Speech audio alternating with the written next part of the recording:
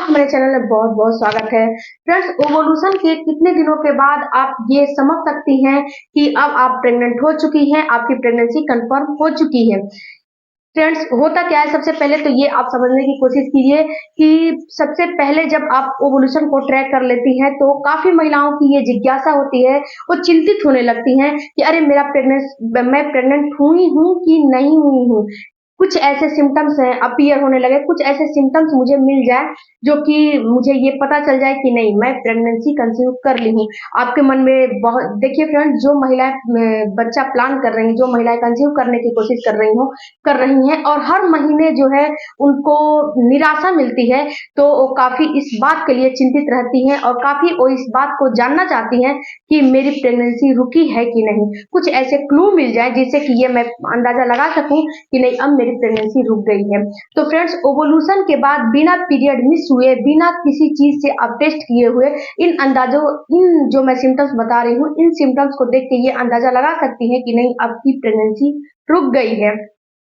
तो फ्रेंड्स, अगर चैनल अच्छा लगता है, वीडियो अच्छा लगता है तो चैनल को जरूर सपोर्ट कीजिए और कोई भी क्वारी हो कमेंट बॉक्स में जरूर दीजिए, उसके सवालों का जवाब मैं जरूर देने की कोशिश करूंगी और आपके सवालों का के जवाब के रूप में मैं ये जो है कोशिश करती हूँ कि एक जो है वीडियो बना दूँ उस पे।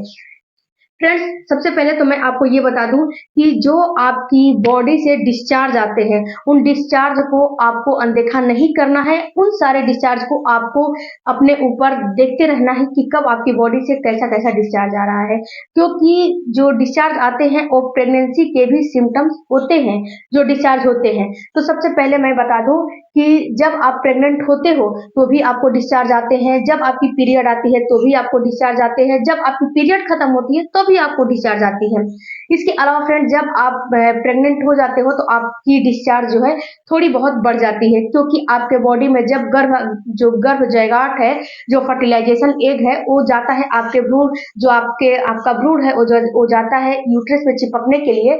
तो वहां पे जितनी भी आपके बॉडी के अंदर गंदगी होती है वो जो है निकलना शुरू कर देती है, वो डिस्चार्ज के रूप में निकलना शुरू कर देती है। यही कारण होता है कि आपके बॉडी में जब इम्प्लांट की प्रक्रिया चल रही होती है तो डिस्चार्ज बढ़ जाते हैं।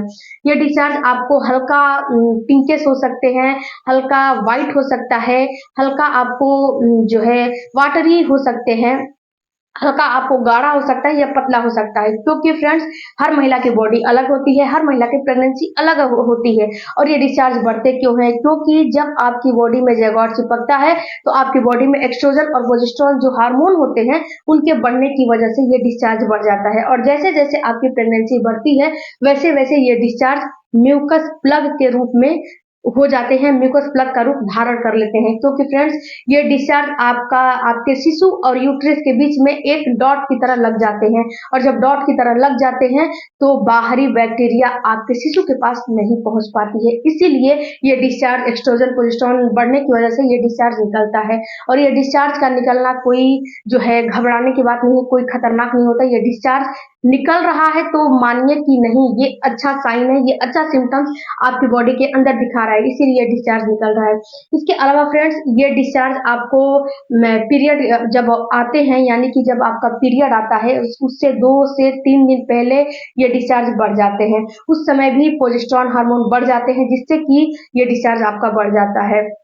ये तो एक अलग बात हो गई, लेकिन जब ये डिस्चार्ज भी बढ़ गए हैं, इसके अलावा फ्रेंड्स, आपको प्रेगनेंसी के सिम्टम्स भी नजर आ रहे हैं, जैसे कि यूरिन की फ्रीक्वेंसी बढ़ गई है, आपको बार बार यूरिन जानना पड़ रहा है, आपको बार बार ऐसा महसूस हो रहा है कि यूरिन मुझे लगा है, अभी पास करके आ रहे हैं फिर यूरिन लगा है।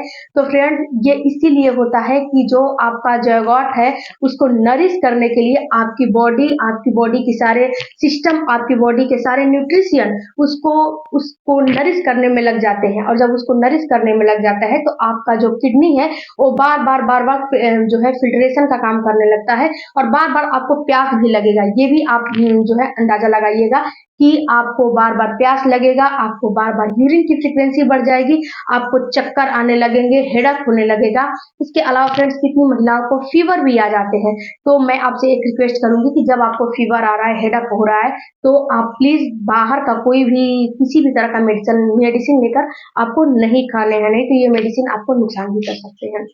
इसके अलावा फ्रेंड्स एक काम जो है और होता है कि आपकी भूख की भी फ्रीक्वेंसी बढ़ जाएगी। ऐसा बात नहीं है कि आपको एक ही चीज़ को खाने का मन करेगा, नहीं। आपकी जो भूख है वो पहले से ज़्यादा बढ़ जाएगी, आपको थकान भी होने लगेगा और जब आप यूरिन पास करोगे, जो आपका यूरिन है उसके कलर में भी चेंजेस आ जाएँगे। अगर आप पानी भरपूर मात्रा में नहीं पियोगे इस समय, क्योंकि आपको तो पता नहीं है कि मेरे बॉडी में क्या सिम्पटम्स चल रहे हैं, आपको तो दिख नहीं रहा है क्योंकि पीरियड मिस हुआ नहीं है।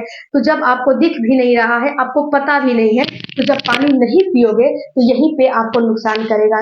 इसीलिए बोला जाता है कि आपको पानी भरपूर मात्रा में पीते रहना है, क्योंकि जब पानी नहीं पियोगे तो आपकी बॉडी डिहाइड्रेट हो जाएगी। बॉडी डिहाइड्रेशन की वजह से आपका जो यूरिन है, जो आपका यूरिन ब्लेंडर है, उस पर प्रेशर पड़ेगा और जो आपका यूरिन है वो जो है काफी उसमें प्राइवेट पार्ट में जलन होने लगेगी, आपका यूरिन काफी गाढ़ा हो जाएगा और जब आप प्रेगनेंसी प्लान जब प्रेगनेंसी हो जाएगी आपको, तो आपके यूरिन में भी चेंजेज आते हैं, जो कि मैंने इस पे सेपरेट वीडियो बनाया है, उसे भी जाके देखिएगा।